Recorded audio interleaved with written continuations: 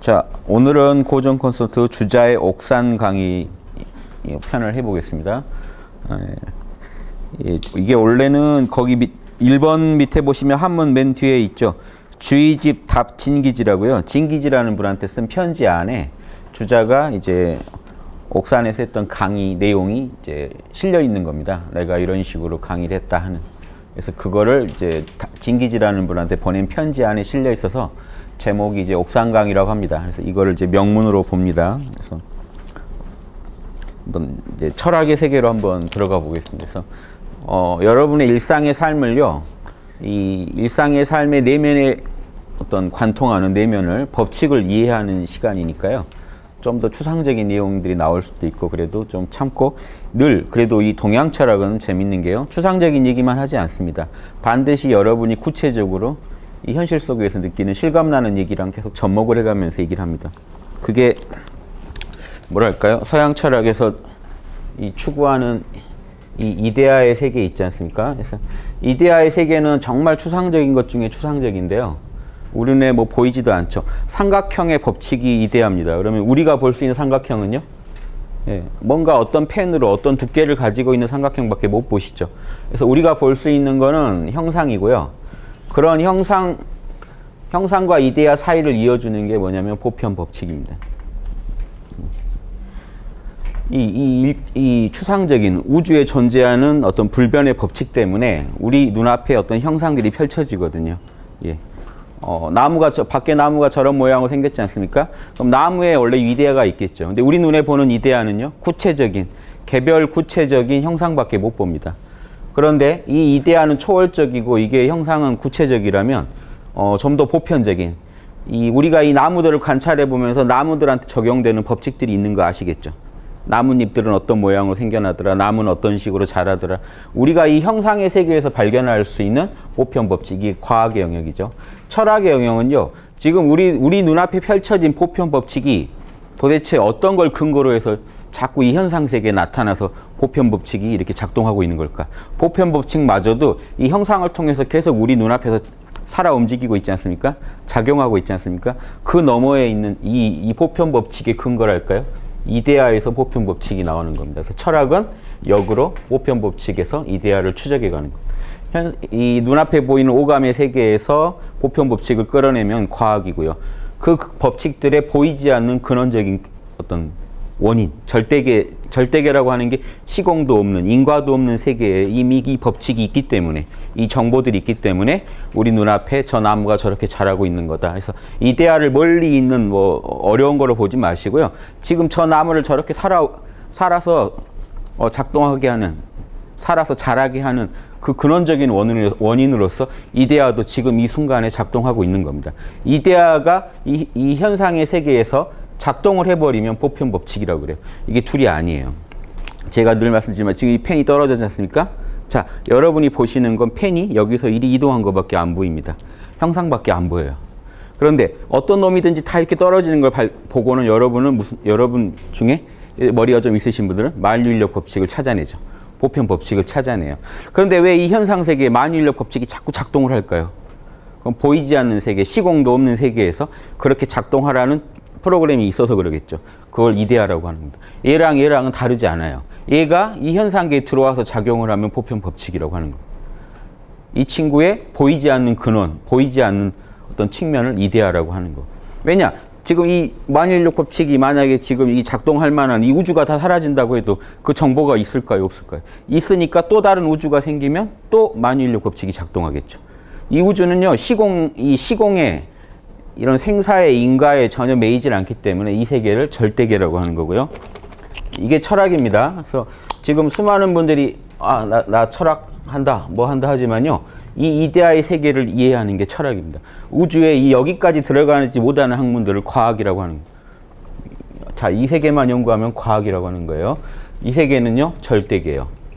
절대계를 연구하면 철학. 이 현상계, 형상이라고 했지만 또 현상계라고 하죠. 우리가 부를 때. 현상계 세계를 이해하는 게 과학. 현상계 세계에 나타나는 시공이 있고 인과성이 있어요. 제가 펜을 놨으니까 떨어졌죠. 원인과 결과가 늘 있는데, 자 보십시오. 이게 떨어지는 게 중력의 법칙이 근원적으로는 원인이지만 자, 이게 왜 떨어졌을까요? 제가 얘를 들었다가 놨기 때문에 떨어진 겁니다. 무슨 말인지 아시겠습니까? 자, 얘가 떨어진 데는 원인이 있어요. 제가 들었기 때문에 떨어진 거예요. 중력에는요, 만유인력 법칙에는 원인이 있을까요? 원인이 없어요. 원인이 없는 게 절대계예요. 왜 이런 모양으로 인간은 생겼을까요? 원인이 없어요. 이해되십니까? 이 모양으로 생겼기 때문에 저한테 어떤 인과가 벌어지지만 왜 꼭 그 모양이 됐을까에는 원인이 없어요. 우주는 왜 중력이 있을까? 우주는 왜 이렇게 인간이 생겼을까? 우주에는 왜 생명이 생겼을까? 이거 아시겠어요? 이건 알 수가 없어요. 이거는 그냥요, 우주에 프로그램 된 대로 우주가 그런 모양으로 자꾸 만들어져요. 뭔 말인지 아시겠습니까? 여러분이 희노애락을 일으키는데 희노애락은 왜 화나셨어요? 제가 나한테 욕해서. 근데 화를 여러분이 만드신 거 아니죠. 원래 있었죠, 화는. 화가 왜 나고 있을까요? 원래 프로그램이 돼 있어서 그래요. 생명체는 화나게 프로그램 돼 있어요. 여러분은 화가 난 이유는 어떤 특정 원인 때문이지만 화 자체는 여러분이 어떻게 할 수 없는 부분. 그게 이데아들의 세계예요. 인간을 관찰해 보면 이미 갖고 있는 이데아들이 다 있어요. 그 안에서 우리가 조합해서 살아가고 있는 것뿐이에요. 어떤 모습을 보이면서. 이 인과 세계 속에서. 이해되세요? 이미 그 물건은 나와 있다고요. 이미 물건은 주어진 거고 그 주어진 물건을 여러분이 인과 세계 속에서 어떤 원인과 어떤 결과로 쓸지는 여러분의 이 현상계에서 여러분의 몫이지 절대계는요 바꿀 수가 없어요. 그래서 이 화이트헤드 같은 철학자가 이 이데아의 세계를 현대적인 용어로 풀 때 영원적 객체, 영원히 존재하는 우주의 어떤 질서들이라는 거. 완결돼 있어요. 새로 이데아가 추가되지도 않아요. 우주에는 불변의 정보가 있고 불변인 한에서는 있는 거는 절대 안 없어지겠죠. 그러니까 어떤 우주가 시공간에 우주가 아무리 망하고 펼쳐지든 우주는 꼭 그런 모양으로 생겨난다는 거. 이해되십니까? 이게 지금 이 정도 이해하셨으면 철학이 뭔지 과학이 뭔지 아실 거예요. 그러니까 지금 과학이 철학의 영역을 이렇게 함부로 얘기해도 안 되고 철학이 과학의 영역을 함부로 얘기도 안 돼요. 둘이가 합쳐져야 우리는 진리를 알 수가 있기 때문에. 이 두 개는 하나예요. 이어져 있는 건데 영역은 서로 틀려요. 그러니까 영역은 존중해 줘야 돼요. 철학을 이해하고 싶으시면 이데아에 대한 충분한 실험이 있으셔야 돼요. 과학을 얘기하고 싶다면 형상계에 대한 충분한 실험을 통해서 보편적 법칙을 끌어내셔야 돼요.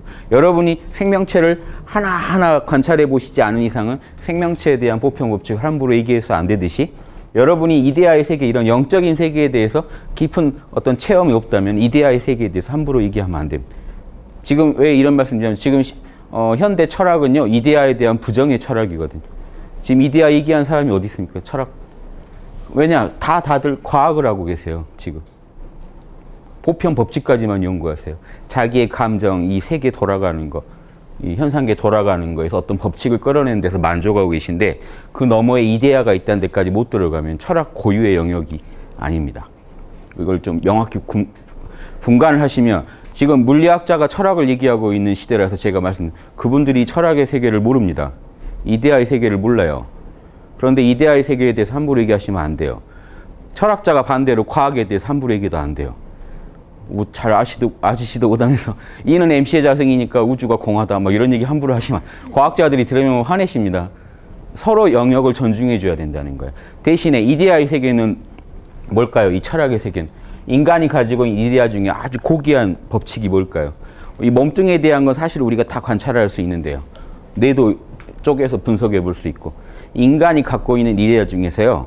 방금 이 만유인력 법칙 같은 것도 하나 이데아라고 그랬죠. 이데아가 지금 자 우주에 있는 정보가 제가 물건만 들면 반드시 떨어지게 만듭니다. 상황을. 예, 그럼 이런 이데아는 알기가 쉽죠.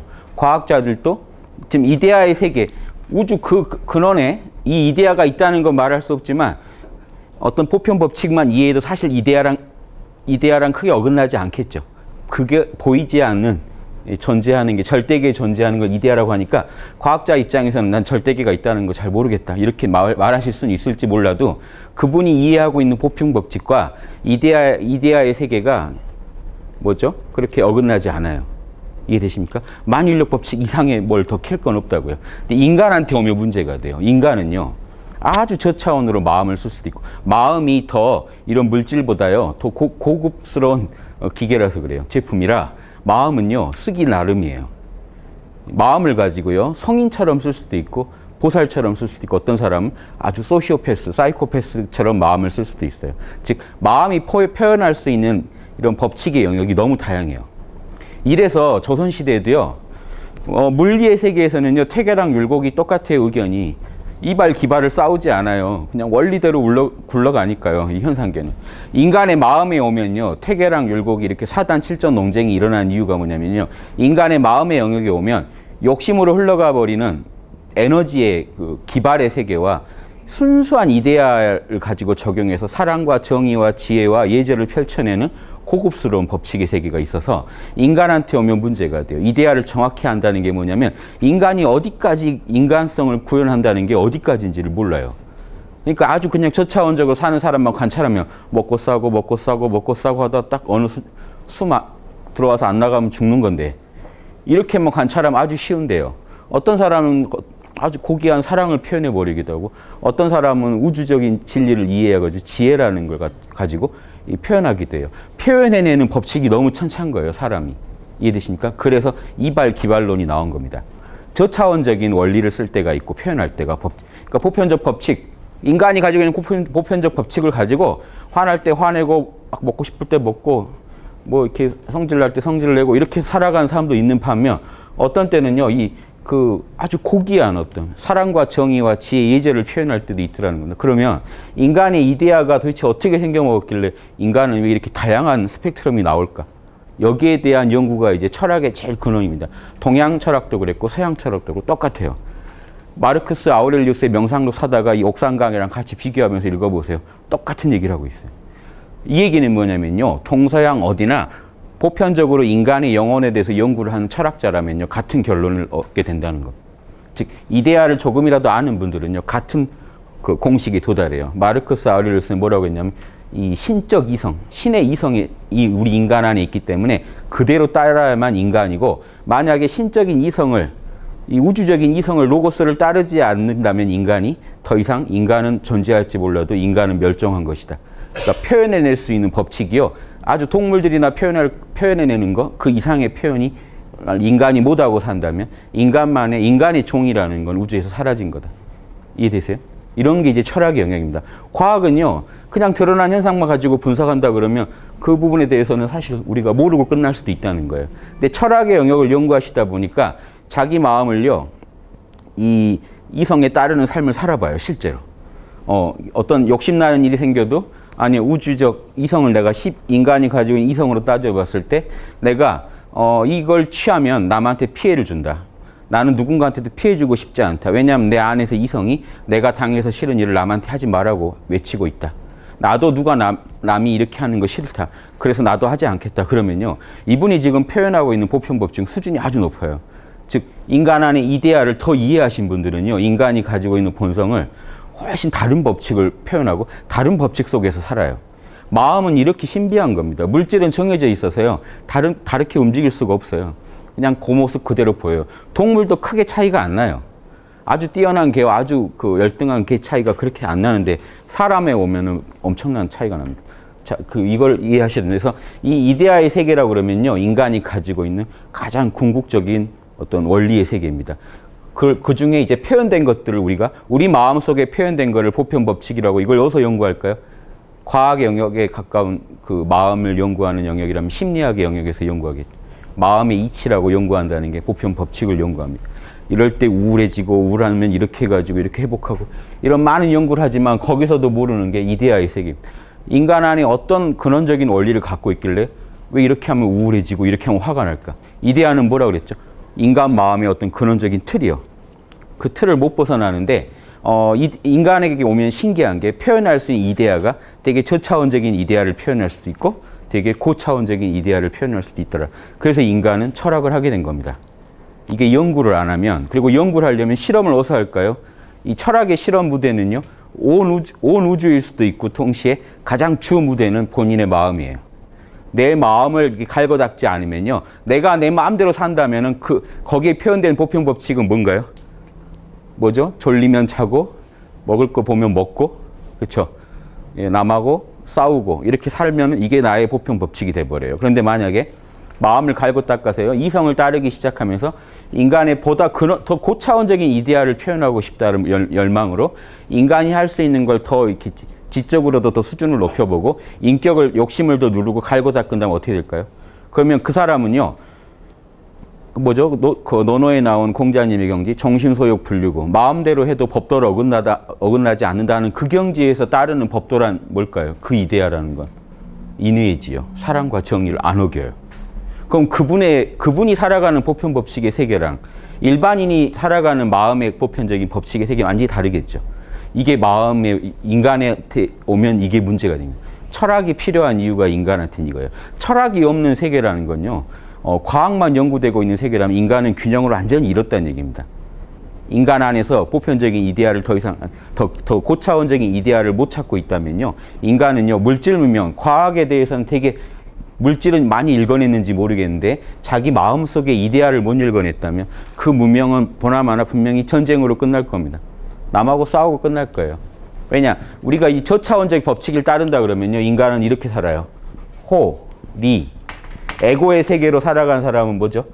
제가 항상 자주 쓰는 호리, 피, 해. 이익이 되면 좋아하고 해는 싫어하는 저차원적인 보편 법칙을 실현하며 살아갑니다. 만약에 공자님 같은 어떤 법칙으로 살아갈까요? 그 적용되는 법칙이 틀려버려요. 마음에. 여러분요. 지금 사람들 다 같이 앉아 계시지만 지금 서로 어떤 본인이 따르고 있는 마음의 법칙이 같을까요? 틀려요. 어떤 사람은 소시오패스로 살아가고 있고 어떤 사람은 이웃사랑을 실천하면서 살아가실 수도 있어요. 정의가 아니면 안 하겠다는 사람도 있고 이 인간 되면 뭐든지 하겠다는 사람이 있어요. 사람은요. 천차예요. 이걸 연구하는 게 이게 심리학의 영역이기도 하지만 이렇게 보편 법칙이 달라지는 더 근원적인 이데아의 세계에서부터 문제를 정확히 이해하고 풀 수 있는 사람들을 철학자라고 하는 거예요. 그래서 모든 동서양의 철학자들이 주장하는 건 결국은 지혜와 자비, 지혜와 사랑 이런 겁니다. 영혼의 문제예요. 과학의 영역에 대해서 입장이 다를 수 있을까요? 네. 이해되시죠? 자, 이 군자들은요. 성인들 어떻게 살아가나요? 호선. 선이면 좋아하고요. 오악. 같은 악할악자인데 이때는 미워할 오, 미워하다 할 때는 오라고 하고 악이라고 할 때는 악이라고 있습니다. 호선, 오악. 선이면 좋아하고 악이면 미워해요. 선은요. 모두에게 이로운 거. 악은 모두에게 해로운 거. 모두에게 이로우면 좋아하고 모두에게 해로우면 싫어해요. 소인배는요. 자기한테 이로우면 좋아하고 자기한테 해가 되면 싫어해요. 자, 여러분 어느 결에 지금 따르면서 살고 계신가요? 이걸 관찰해 보시면 여러분 이제 이거 여기서부터 시작해야 돼요. 철학의 영역은. 누구나 지금 이 영역이 클 수는 있어요. 여기서부터 시작해야 됩니다. 내가 따르고 있는 이 보편 법칙, 내 마음의 이 법칙들은 인간이 표현할 수 있는 궁극의 이데아를 지금 다 표현하고 있는 걸까? 그러니까 나는 인간성을 제대로 쓰고 있는 걸까? 그래서 제가 항상 예를 드는 게 스마트폰 있죠. 스마트폰 가지고 전화만 거시고 사시는 분. 그거 가시고 동영상도 보고 뭐 인터넷도 쓰고 마음대로 하시는 분. 즉 제품은 지금 여러분 똑같이 우리가 영혼을 가졌다고 하지만 영혼을 쓰는 차원대가 너무 달라요. 그래서 단순히 법칙만의 문제가 아닙니다. 그 근원의 이데아를 찾아내야 돼. 이거를 뭐냐면 동서양 다 뭐라고 하는 인간의 본성이라고 하는 영역이에요. 인간이 근원적으로 갖고 있는 프로그램. 그걸 정확히 이해하신 분은 인간성을 최대한 구현하셔가지고 이성에 따르는 삶을 사시면서 자신의 감정을 잘 다스려가지고 선을 추구하고 악을 미워하는 삶을 살아가십니다. 이게 지금 철학 핵심이고 과학과는 다른 철학만의 실험 영역이 있는 겁니다. 이해되세요? 자기 영혼에서 실험하시지 못하면 이 말은 이해가 안 돼요. 과학은요. 제가 실험해서 보여드리면 여러분 다 보고 이해하실 수 있어요. 제가 실험해서 보고서를 쓰면. 근데 이 철학은요. 내가 내 마음에다 실험해가지고요. 내가 내 이데아를 최대한 끌어내서 써봤어요. 호소노악하는 삶을 살았어요. 그걸 제가 다 보고서를 썼어요. 실험을 했더니 이렇게 되더라고요. 딱 주면 이게 뭐가 될까요? 경전이 돼요. 그래서 읽으시는 분들이 납득을 잘 못하세요. 여러분 경전이 안 쉽죠? 철학책들이 안 쉬우시죠? 모든 철학의 책이라는 게 다 자기가 실험한 결과물이에요. 자기가 자기 영혼에다 실험을 해봤더니 이런 결론이 나오더라 하는. 그런데 그거는 같은 실험을 해본 사람 아니면 납득이 안 돼요. 이건 무형의 세계고 주관적인 세계라서 객관적으로 보여줄 수 있는 게 되게 제약되어 있기 때문에요. 그 보고서를 읽고 같이 실험을 하면서 동참하지 않으면요. 절대 납득할 수 없는 세계입니다. 이해되십니까? 이래서 이 철학은 자꾸 사라져가는 거고 과학은 누구나 보기 쉽고 그게 곧장 기술로 연결되면서 사람들한테 편리하게 해주니까 계속 과학은 발전을 하는데 이 정신 문명, 철학이라는 거는 자꾸 조금만 방심하면 사라져버립니다. 악보만 있지 연주한 사람이 아무도 없어지는 거랑 똑같아요. 경전만 있지 아무도 그 경전대로 살아간 사람이 아무도 없잖아요. 그러면 그건 사라져버리는 게 되는 거거든요. 악보만 남아있고 연주한 사람은 아무도 없어지. 그래서 무형문화재예요. 이런 성인의 길을 밟겠다는 분은요. 무형문화재에서 저는 국가가 월급을 줘야 된다고 생각합니다. 그래서 이해되세요? 귀해요. 이걸 진짜로 내 영혼에다 실험을 해보겠습니다. 네, 월급만 주시면 제 영혼에다 한번 실험을 해보겠습니다. 근데 하다 보면 좋아서 하겠죠. 월급 때문에 하는 게 아니라 하다가 재밌잖아요. 야, 이게 우주가 인간한테 프로그램 해놓은 게 이렇게까지 프로그램이 돼 있었구나. 이런 맛을 못 느끼신다면 철학자가 아니라는 거예요. 칸트가 한 말을 아무리 말을 잘한들, 헤겔의 사상을 아무리 이해한들, 그게 철학이겠냐는 겁니다. 철학이란 건 자기 영혼 안에서 인간의 본성이 어디까지인지, 어떻게 프로그램이 돼 있는지를 처절한 실험을 통해서 확인한 사람이에요. 자기를요, 최악의 상황에도 놔보고, 아주 좋은 상황에도 놔보고 해가지고 자기 마음이 어떤 공식으로 굴러가는지 자기 마음에 적용되는 보편적 법칙을 연구한 다음 이 명상을 통해서요 절대계적인 체험까지 해가면서 이 근원에서 어떻게 내 마음의 보편적 법칙이 내 마음을 움직이는지 이거를 왔다 갔다 하면서 실험을 해야 되니까 실험의 필수적인 그 실험이 명상이에요. 이 철학에서 명상보다는 철학자가 없습니다. 소크라테스가 아테네에서 딱 밤에 한번 소크라테스 서면 저 양반 또 오늘 날 새겠군 다들 한답니다. 딱 한번 이 명상에 들어가 버리면요, 딱 서가지고 우리가 요즘 말하는 몰입사고죠. 딱 몰입해 들어가면서 계속 옳고 그름만 따져요. 철학하는 거 어렵지 않아요. 과학이랑 똑같아요. 자명하면 실험을 해가지고 체험과 내가 생각한 개념이 맞으면 자명하고 어긋나면요 찜찜하죠. 그래서 자꾸 부딪혀가지고 자명한 것만 계속 추적에 들어가면 자, 철학도 똑같습니다. 자기 마음에다 실험을 해서 보편적 법칙을 계속 알아내다 보면요. 이 보편적 법칙이 맞다는 인가가 이데아에서 나요. 이데아랑 부합하면 여러분 마음에 자명하다는 느낌이 들고 부합하지 않으면 찜찜해져요. 이해되십니까? 이 보편 법칙에 대한 이해를 계속 해가시는 과정에서 철학 어렵지 않아요. 이 이데아의 세계와 바로 이데아의 세계로 들어갈 수 있어야 되니까 명상을 하실 줄 알아야 돼요. 이데아의 세계에 들어가는 건 쉽죠. 안 어렵습니다. 제가 항상 강조드린 명상법 몰라만 잘하시면 돼요. 나 몰라. 내 이름도 모르는 상태여야 돼요. 내가 누군지 너무 알면 나랑 남이 이미 갈라지고 시공이 펼쳐지잖아요. 시간 몰라. 공간 모르겠어. 나도 누군지 모르겠어. 하는 이 마음을 유지하시면 여러분 그때 절대계적인 상태예요. 내가 존재하지만 어떠한 제약도 받고 있지 않은 상태인데 여기서 이제 하나 제약을 입으면 형상의 세계로 떨어집니다. 이 무제약의 상태, 무경쟁의 상태에 머무시면서 일부러 생각을 일으켜가지고 본인의 마음을 계속 분석해 보는 것. 이렇게 하는 게 옳은 건가? 이렇게 하는 게 그른 건가? 옳고 그름, 선과 악을 계속 따지시기만 하면 돼요. 이러면 옳은 거, 이건 그른 거. 이거는 자, 따지시는 기준도 아주 편해요. 마구잡이로 생각하시는 게 아니에요. 내가 당해서 싫은 일을 남한테 하면 옳지 않죠. 이건 누구나 아시니까. 이 일은, 내가 이렇게 하는 일은 누군가한테 피해되는 게 없나? 내가 하는 일이 자명하게 옳은가? 이걸 계속 추적에 들어가시면 찜찜한 게 있으면 다 걸려서 나오시겠죠. 내가 이거 자명한 얘기인가? 물어봐 보세요. 자명한 거랑요. 이게 내 욕심이 붙은 게 아닌지, 내가 당해서 싫은 일을 내가 남한테 하고 있는 거 아닌지, 이 지혜와 이 인과 사랑과 정의가 뭉치면 딱 그 한마디입니다. 내가 당해서 싫은 일 남한테 하지 마라. 지혜는요. 자명해 찜찜해 이것만 물어보시면 돼요. 계속 이 두 개로 내 마음을 정리정돈하시다 보면 여러분의 생각이요. 보편법칙을 찾아냅니다. 자꾸 자명한 쪽으로 몰고 가시니까. 그러면 이 보편법칙에 대해 자명하다라고 인가하면은요.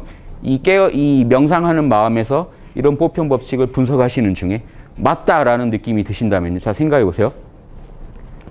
사람은 사랑을 정의를 실천해야 돼. 그게 맞다라고 느낌 드시죠? 내가 당해서 싫은 일 남한테 하면 안 돼. 자, 여러분 지금 보편법칙 하나를 인가하고 계신 거예요. 맞다라는 느낌 드시죠? 그런데 이건 말이잖아요. 이 보편법칙은 말인데 말 이전에 여러분 내면에서 그걸 맞다라고 시원하게 인정하는 마음이 있지 않습니까? 맞다라고? 그게 이데아의 여러분 양심이고 이데아의 마음이에요. 여러분 내면에서 시원하게 맞다고 하고 있는 마음이 있으실걸요. 말 이전에, 언어 이전에.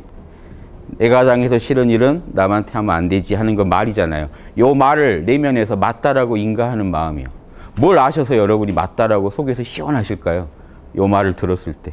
여러분 내면에는요. 맞는 거 틀린 거를 정확히 구별하는 시비 판단 능력이 이미 다 있으세요. 개설돼 있으세요. 그게 없으시다면 지금 저랑 대화도 안 돼요. 어렸을 때부터 다 있어서 언어도 배우고 그걸로 다 한 겁니다. 이렇게 해보고 이렇게 해보고 이건 맞지 않아 이렇게 해보고. 어린애들도 말 따라할 때 다 해보고요. 안 맞은 건 다 빼고 찜찜한 건 다 제하고 자명한 걸 자꾸 택하는 중에 말을 배우고 다 뭔가 하나하나 배워가는 겁니다. 그 능력은 이미 있으세요. 그래서 여러분이 옳은 말을 들으면 맞다라고 속에서부터 인정을 해버려요. 저 내면에서 시원하게 인정을 해버려요. 근데 저 내면에서 시원하게 인정을 안 하면 여러분 지금 뭔가 안 맞는 겁니다. 그러면 자명하지 않다는 얘기고 여러분은 여러분 내면을 설득하기 위해서 더 준비를 해와야 돼요. 실험을 더 해야 돼요. 더 해가지고 여러분 경험을 풍부하게 하고 또 개념을 풍부하게 했을 때 내면에서 맞다라고 또 인가가 나요. 이런 식으로 자기 내면에서 계속 인가를 많이 받으시면요. 이데아가 신비한 세계 같지만 사실은 여러분이 여러분이 겪는 이 법칙들이 근거기 때문에 여러분 내면에서요. 어떤 하나하나 이 인생의 여러분 마음의 법칙들, 인생의 법칙들을 이렇게 인가하실 때 여러분 내면에서 사실은 이데아가 밝아지는 거랑 똑같아요. 이 말 좀 어려운 말 같은데 이해하시겠습니까? 여러분이 어떤 얘기를 들었을 때 그건 당연히 맞아라고 할 수 있는 그 힘이 는다면요. 여러분 안에서는 말하기 이전에 되게 자명하게 알고 있는 것들이 는다고요. 예. 이런 게 이제 제가 설명은 또 자세히 드릴게요. 이런 게 이제 철학의 세계다. 이 정도만 말씀드릴게요. 여기까지는 좀 뭐랄까요? 철학과 과학에 대한 좀 입장이고요. 자, 지금 주자의 옥상 강의를 들으면서 방금 여러분이 한번 제가 말씀드린 거 여러분 철학이 뭔지 한번 좀 진지하게 생각해 보시라고 말씀드린 거고요. 한번 경전을 좀 읽어가면서 글을 읽어가면서 한번 볼게요. 본성은 태극의 혼연한 전체이니 본래 무어라 이름지어 말할 수 없다. 다만 그 가운데 온갖 원리를 포함하고 있으니 그 강령이 되는 원리의 큰 것에 네 가지가 있는데 이를 인의지라고 한다. 첫 문장 아주 어려우시죠? 자, 우리 마음을 이렇게 그려볼게요. 이건 다 마음의 영역입니다. 우리 에고, 제가, 자라고 부르는 여기는 뭐죠? 생각, 감정, 오감의 영역입니다. 생각하고 울고 웃고 뭔가 느끼고 하는 것들은 다 여러분들이 현상계에서 뭔가 작용하는 여러분의 자아예요. 그래서 이 에고를 뭐라고 하냐면 경험적 자아입니다. 그럼 이거는요. 예, 순수한 나. 이놈은 철학에서 선험적, 경험 이전의 자아라고 합니다. 생각을 일으키기 전은요. 경험 이전이에요. 여러분이 아무 생각도 안 하고 존재해 보세요. 이름 몰라 하고 존재해 보세요. 여러분은 그냥 곧장 절대계를 느끼실 수 있어요. 여러분은요, 생각, 감정, 오감을 내놓고 존재하실 수 있다면요, 이거는 엄청난 얘기입니다. 여러분은요, 우주를 초월해서요, 이 시간, 공간, 인과관계가 돌아가는 그 세계 이전과 접속할 수 있다는 증거예요. 여러분이 여러분 이름을 모르고 존재하실 수 있다면요, 여러분은 물질이 아니에요. 되게 제한된 존재가 아니라고요. 여러분의 영혼은요, 우주의 근원적인 신하고 지금 직결되어 있는 존재라는 걸 여러분이 확인하시려면 시간성도 몰라 하고 공간성도 몰라 하고 내 이름도 몰라 하고 존재하실 수 있는가만 실험해 보시면 돼요. 그렇게 존재하실 수 있으면 그 자리에 지금 이 나라는 거고 이게 여러분의 순수한 참나입니다. 자, 이 안에 제가 항상 이렇게 그립니다만 이 안에 어떤 프로그램들이 돼 있어요. 그 얘기를 하는 겁니다. 지금 본성은 태극이다. 태극은 우주가 나온 근원이거든요. 그래서 제가 신성하다고 한 겁니다. 여러분의 본성이요. 우주가 보십시오. 태극 이렇게 그렸죠. 제가 이전에. 자, 이걸 확대해서 그리면요. 이렇게 우리 태극기죠. 수정란이라고 생각해 보세요. 음양의 모든 원리와 에너지를 딱 안고 있는 이 씨알에서 빵 하고 우주가 다 나왔다는 겁니다. 그래서 이거를 위대한 클 태자의 꼭지점 극자 우주의 제일 꼭지점이잖아요. 우주가 다 거기서 나왔으니까. 이 위대한 꼭지점이 여러분의 순수한 존재인 나라는 게 태극이라는 얘기를 하는 겁니다. 그리고 여러분의 마음 속에는요, 우주에 이 뭐죠? 원리들이 들어있는데 이 원리들이 바로 서양 철학에서 이데아라고 하는 거고 동양에서 원리, 리 하는 겁니다. 우주 만물의 원리가 여러분 마음속에 여러분의 보십시오. 태극에서 음양의 원리, 음과 양의 플러스 마이너스의 원리가 있어서 만물이 다 음양을 갖게 됐죠. 음양이 있다 보니까 음양이 운동을 하게 됐죠. 음양을 펼치면 이렇게 운동을 일으키죠. 자, 우주가 우주에 이런 모습의 운동을 하게 된, 존재를 하게 된 근거는 태극이 그렇게 생겨먹어서라는 겁니다. 여러분의 마음이 희노애락을 일으키고 이니에이지를 하고 이렇게 올바르게 살려면 이니에이지를 해야 되고 왜 그래야 돼요? 자, 사랑을 베풀면 좋은 일이 벌어지고 내가 마음을 곱게 안 쓰면 나쁜 일이 벌어진다. 이거는 현상계의 인과고요. 애초에 그렇게 만들어진 거는 여러분의 탓이 아니고 여러분이 관여한 게 아니에요. 그렇게 주어져 있는 이데아의 세계는요, 그냥 주어져 있는 거예요. 여러분은 사랑을 하면은, 그쵸? 좋은 원인을 지으면 좋은 결과가 오는 건 여러분이 현상계에서 작용을 하는 거고, 애초에 그 공식은 누가 만든 건가요? 여러분이 만든 것도 아니고, 그쵸? 이니에이지를 해야 인간관계가 올바르게 된다. 이런 공식은 여러분이 만든 게 아니잖아요. 예, 그건 이데아의 세계에서 늘 한결같이 여러분 마음을 관통해서 표현되고 있는 어떤 근원적인 원리라는 겁니다. 그래서 이 이데아의 세계를 이해하려면요, 여러분 본성이 태극이라는 걸 알아야 되고 본래 이름을 뭐라고 붙일 수가 없다. 이건 절대계라는 얘기입니다. 여러분 마음 안에요, 우주의 근원이 살아있다는 겁니다. 그 근원을 알고 싶다면 여러분은 생각, 감정, 오감만 내려놓으시면 여러분 안에서 태극을 신성을 만날 수가 있습니다. 태극은 동양에서는 하느님이에요. 우주를 낳은 자리이기 때문에. 자, 다만 그 가운데 온갖 원리가 있다. 온갖 원리가 없으면 안 되겠죠. 자, 여러분 마음이 태극, 하나님하고 하나인데 하나님 안에 우주적인 정보가 없다면 우주가 안 나왔겠죠. 그래서 우주적인 정보의 대표는 뭡니까? 음양이요. 동양은 음양 오행으로 모든 걸 설명합니다. 자, 여기서 먼저 음양만 얘기할 거예요. 음양이 있으니까 만물이 나와서 그걸 태극기 그릴 때 대표적으로 음양을 그리죠. 자, 음양이 이렇게 진동하다 보면요, 보십시오. 양이 자라고 음이 쪼그라들죠. 자, 태극을 이렇게 여기다 그려놓으면요, 오행은 별게 아니고요. 쪼개보면 음양이 있으면 당연히 오행도 있어요.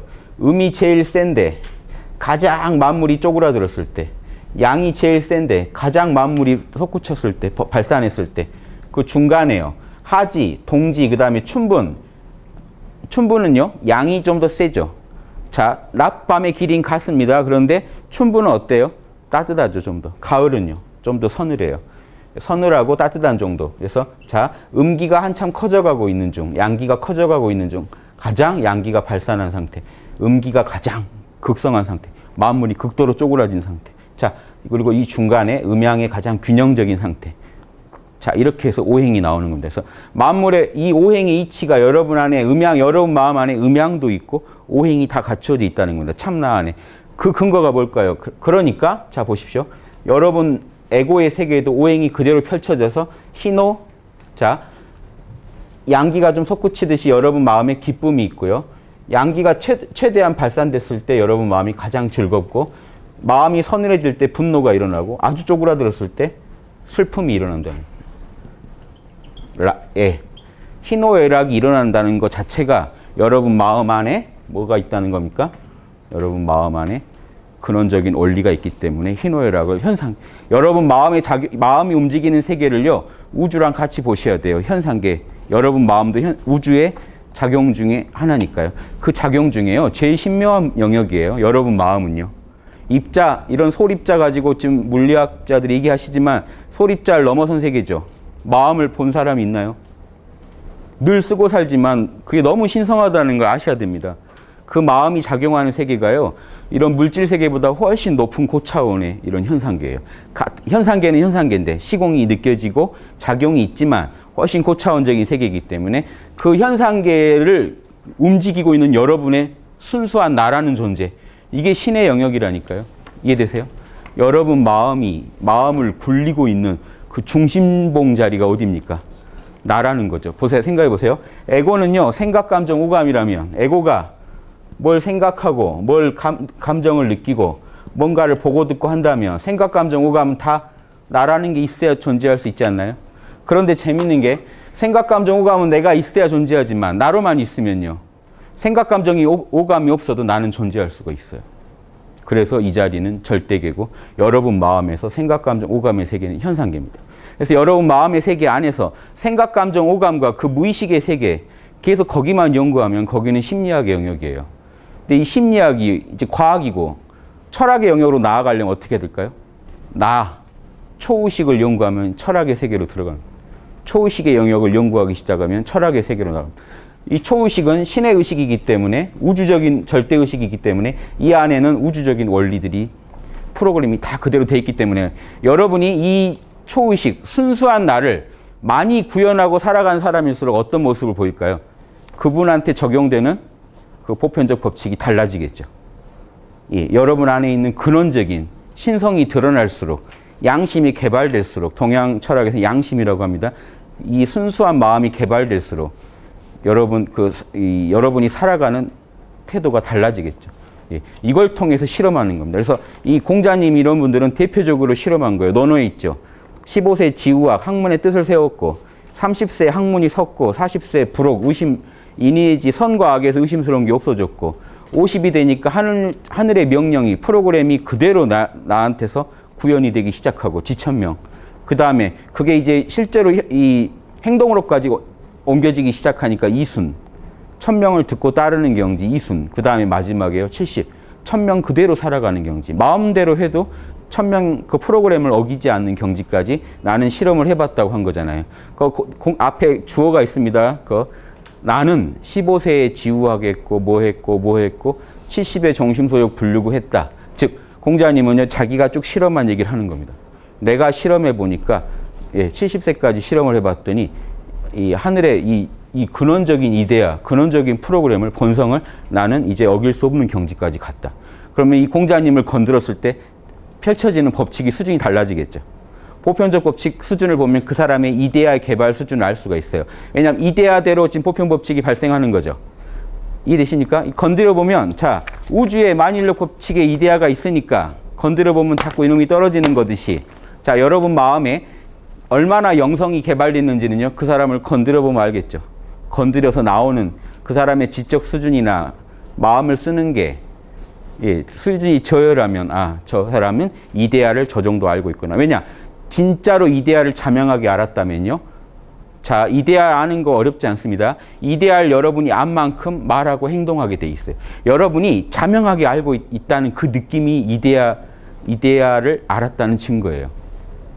이해하세요? 이데아는 우주적 정보죠. 여러분이 우주적 정보를 진짜로 알았다면 이거는 생각, 감정으로 알아내는 게 아니잖아요. 생각, 감정 이전에서 알아내는 거기 때문에 이게 철학의 제일 핵심입니다. 여러분이 이걸 아시려면 생각, 감정을 안 쓰고 알 수는 없잖아요. 그래서 생각, 감정, 오감을 써서 열심히 자명한, 지금 제 얘기 들으시면서도 맞는지 틀린지 자명하게 따져가시다 보면 여러분 마음속에서 자명하게 그건 맞는 얘기지 하고 이렇게 하나씩 인가해 나가시다 보면요.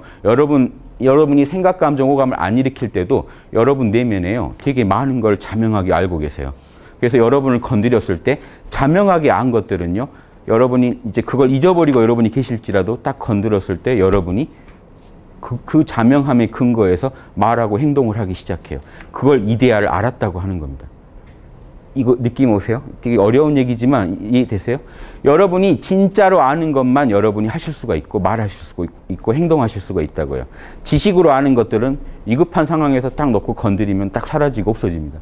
여러분이 진짜 알고 있는 만큼 하게 돼 있어요.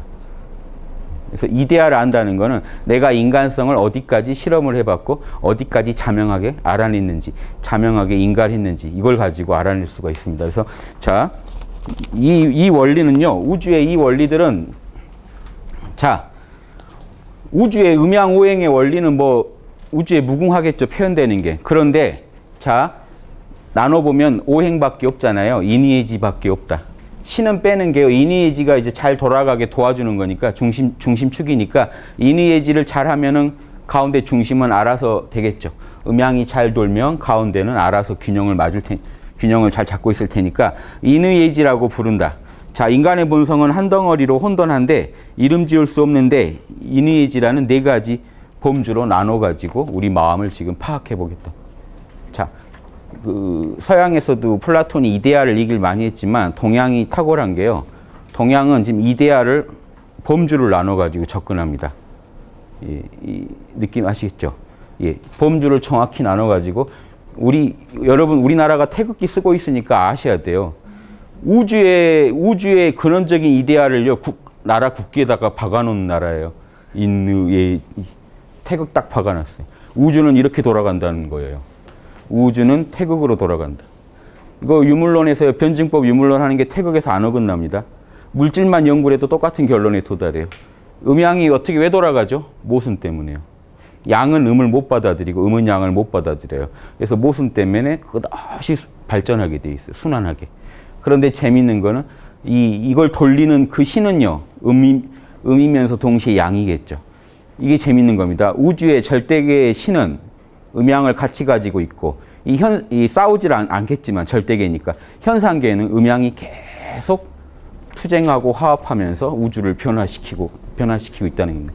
여러분 이 태극기 하나에 여러분 우주 돌아가는 공식이 다 들어있습니다. 그래서 여러분 내면에 이 신성이 있다면 신성은 태극 모양을 하고 있을 거고 이 태극이 있기 때문에 우리 마음은요 끝없이 일어나고 사라지고 요동이 일어나고 희노애락이 일어나고 여기 이제 자 단순한 희노애락만 표현하고 살면 재미가 없죠.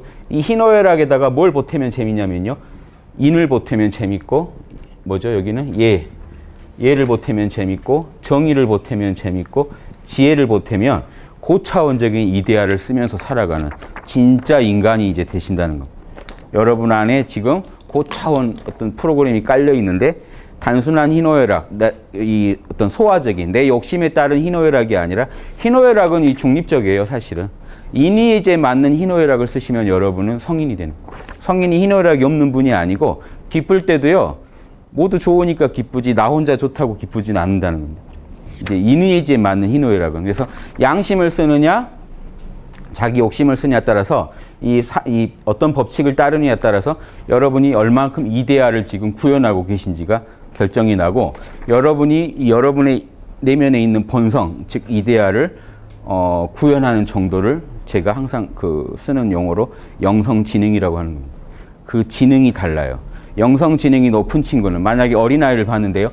영성지능이 높은 친구는 어떨까요? 이니에지를 여러분 안에 있는 태극을 더 많이 구현한 친구는 어떻게 나올까요? 이니에지를 더 많이 구현하면 측은지심, 이는 사랑이죠. 불쌍한 사람이나 어려운 사람 봤을 때 감정이입, 공감을 되게 잘하겠죠. 이 친구가 영성지능이 더 높은 겁니다. 그리고 수호지심, 잘못된 걸 봤을 때 정의감을 더 갖고 있겠죠. 잘못된 거 봤는데 금방금방 타협하는 거는 영성지능이 떨어지는 거예요. 욕심이 많아서 영성지능이 떨어진 거예요. 영성지능이 높은 친구는 잘못된 걸 봤을 때 잘못됐다는 걸 알고 못 견뎌해요. 저걸 바로잡고 싶어 해야 영성지능이 높은 겁니다. 이렇게 틀려요. 결이 달라져요.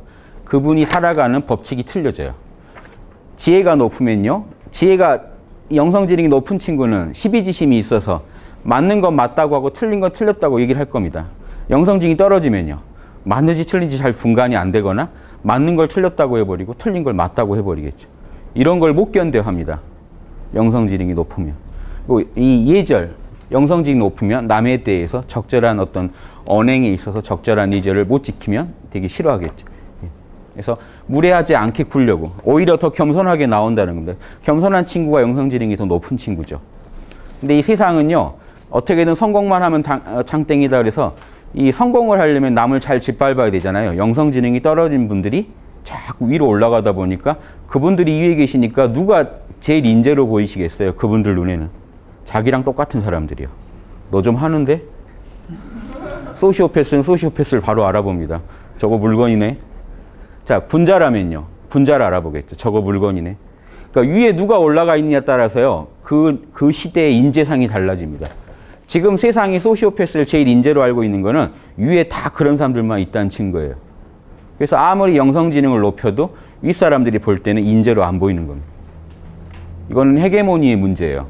헤게모니를 군자들이 올라가서 장악하고 있으면요. 소인배들은요. 그 근처도 못 가요. 군자들은 소시오패스 아주 천적이잖아요. 소시오패스 딱 보면 알아요. 저 눈빛이 사단이 없는데? 군자는 알아요. 이해되세요? 왜냐? 자기가 그걸 계속 벗어나면서 다른 보편 법칙으로 자기 삶을 바꿨기 때문에 소시오패스적인 결을 보이면 금방 알아내요. 일반인은요, 몰라요. 왔다 갔다 하기 때문에 자기랑 비슷하기 때문에 잘 몰라요. 그런데 군자들이 딱 하면은 바로바로 사이코패스들은 잡아냅니다. 말이 딱 안 맞아요, 사단에. 저건 무례한데? 저거는 자명하지 않은데? 저거는 전혀 이렇게 남을 배려 안 한 건데? 금방 알아내요. 근데 자기도 대충 그렇게 살면서 이 남을 관찰하다 보면 잘 분간이 잘 안 돼요. 언제 알까요? 일반인들이 저 친구가 소시오패스였구나. 자기가 당했을 때 알아요. 자기가 당할 때까지 잘 몰라요. 옆 사람이 막 쓰러져 가도 몰라요. 저 친구가 뭐 문제가 있나, 이게 이 선악 판단이 잘 안 되는 겁니다. 자기가 딱 당해야, 아, 이거 상종할 놈이 아니었구나. 그런데 군자는요, 그냥 알아요. 왜냐? 누군가 한 명이 당하는 걸 봐도 알아내니까요. 이해되세요? 감정이입을 잘하기 때문에 누군가 한 명이 당하는 거, 아주 이번에도 그랬잖아요. 누가 인턴 하나가 만약에 뭔가 피해를 봐도 금방 알아내겠죠. 저 친구가 문제가 있다. 주변으로 이상한 장이 형성되고 있다. 그 주변 사람들한테 피해가 가고 있다. 이걸 금방 알아내가지고 이 사람들이 만약에 군자들이라면 금방금방 고쳐주면 문제가 없겠죠. 조직 전체가 건강하겠죠. 이거 아주 인간이 모여 사는 인간의 삶하고 사회랑 직결된 얘기입니다. 이거 있냐 없냐가. 그래서 나는 어떤 결을 따르고 살고 있는지 한번 생각해 보세요. 제가 4단 노트를 쓰시자고 하는 건요. 내가 어떤 법칙을 따르고 살고 있는지를 잘 평소에 분석을 해보시면요. 조금씩 이데아가 되게 신비한 거지만요. 신비한 건데도 여러분 마음은 더 신비한 거예요. 여러분은 다 알 수 있어요. 이데아를. 사람이 그렇게 살면 안 되지라고 여러분 안에서 강하게 확신을 가지고 지금 자명하게 여러분을 몰아붙이고 있는 그게 이데아라니까요. 자, 이해되십니까? 여기까지만 결론 내고 쉴게요. 한 달락밖에 못 했는데, 지금 이거 되게 중요한 얘기예요. 내 안에서 이데아가 작동하게 해야 우린 이데아를 알 수가 있다는 겁니다. 이해되세요? 이데아가, 자, 만유인력 법칙이라면 이렇게 내모는 놈이 이데아죠. 우주에서 보이지 않지만 계속 이 프로그램이 돌아가게 하는. 즉, 여러분이 희노애락만 느끼고 그냥 욕심대로만 사신다면 그 욕심대로 살게 내모는 게 이데아죠. 근데 이걸 다 알았다고 할 수 있냐는 거죠. 내가 인간의 이데아를 온전히 구현했다고 말 못한다는 거예요. 분명히 그것도 이데아는 이데아인데 이건 동물들도 구현하는 건데 이런 의문이 생긴다는 겁니다. 옛날 사람들이. 이거 옛날 사람들이 진짜 다 그랬어요. 명상록에도 보면 다 동물 환원주의를 되게 경계해요. 인간이 동물하고 차이가 없어진다는 걸. 인간이 우주에서 고유하게 부여받은 게 이성을 받았잖아요. 그럼 훨씬 더 에너지를 엄청 먹게 우주가요. 특별히 여러분한테 뇌를 큰 걸 줬어요. 아주 그냥 펜티엄급 이상으로 준 거예요. 다른 애들하고 다르게. 그래서 얘는요. 생각을 하면요. 엄청난 걸 알아낼 수가 있게 돼 있어요. 이걸 안 쓰고 사신다는 겁니다. 예, 그런데 철학자들은 실험을 해가지고 구현을 해버려요. 내가 다른 법칙을 옳다고 여기고 다른 법칙을 맞다고 여기고 살아가게 자기를 바꿔버리니까 어떻게 그럼 이데아가 바뀐 거 아니에요? 이해되십니까? 내가 따르는 법칙이 바뀌면요. 그렇게 내모는 근거가 달라지기 때문에 여러분은 이데아를 알게 된 겁니다. 그래서 여러분은 이니에이지를 구현하시기만 하면 돼요. 남의 감정을 배려했나? 저희가 양심잠이라는 걸 예전에 배포했는데 그게 다예요. 4단 노트에 나온 그 내용. 여러분 상대방 입장을 배려하셨습니까? 여러분이 당해서 싫은 일을 남한테 하고 있지는 않으십니까? 무례하게 언행을 하시진 않았나요? 자명한 지금 여러분이 생각하시는 그 판단이나 여러분이 갖고 계신 정보가 자명합니까? 편견이나 선입견 아닙니까? 여기에 대해서 당당하게 늘 이렇게 하나씩 바로잡으시면요. 여러분이 사는 법칙이 달라지셨죠. 이데아가 달라진 겁니다. 그럼 여러분한테 적용되는 이데아가 달라진 거기 때문에 여러분은 영성지능이 높아진 거고 다른 영성의 세계를 갖게 된 거예요. 이렇게 해서 영성이 하나씩 올라갈 때 여러분은 성인에 다가가는데 제가 안타까워서 그래요. 요즘 영성을 공부한다 그러면 영성은 천지에 다 영성을 노래하는데 영성 공부한다 그러면 가서 명상이나 좀 하면 영성이 늘 거로 생각하세요. 에고만 더 잘하는 경우가 저는 한 90% 이상은 에고만 더 잘하더라고요. 제가 그런 뭐 영성을 찾는다는 분들을 직접 만나서 얘기를 해보면 90%는 에고가 더 커져 있어요. 이상하죠. 법칙이 고급스러운 법칙을 따른 게 아니라 더 저급해져 있어요. 예전에는 겸손하기라도 했는데 이제는 내가 도인이라는 거만함까지 갖추고 있어요. 어서 나를 모시어라. 이해되세요? 만약에 제대로 영성 공부했다면 어떻게 됐을까요? 더 예절바라지고 더 공감 능력이 높아지고 더 지혜로워지고 더 정의감이 높아져야 되는데 반대로 돼 있어요. 영성이 지금 뭔지 모르고 추구하고 있는 사회도 되게 무섭다는 겁니다. 여러분은 여기 계신 분만은요, 영성의 실체를 아시고 내가 그렇게 살 때 영성이 복원되기 때문에 영성을 높이시고 싶고 이데아를 진짜 알고 싶으시면요, 여러분 이 신비한 세계는 어떻게 손댈 수가 없지 않습니까? 여러분이 사는 생각과 감정, 오감을 바꾸세요. 말과 행동을 바꾸시고 생각을요, 사단에 맞게 바꿔보세요. 그리고 이 이데아의 세계와랑 바로 만나기 위해서는 계속 명상을 하세요. 순수한 나로 존재해 보세요. 그러면 순수한 나의 원래 새겨져 있는 프로그램이 잘 가동되지 않겠습니까? 그러니까 명상을 하면요, 자비로워지는 이유가 프로그램이 가동돼 버려요. 여러분 명상해 보세요. 올바른 명상을 하시면 나와 남이 둘이 아니다는 느낌이 커지면서 남을 대했을 때 자비로워집니다. 근데 이제 명상에서 나왔을 때 다시 확 사라지거든요. 그때 안 사라지게 생각, 감정, 오감으로 더욱 확장시켜 보세요.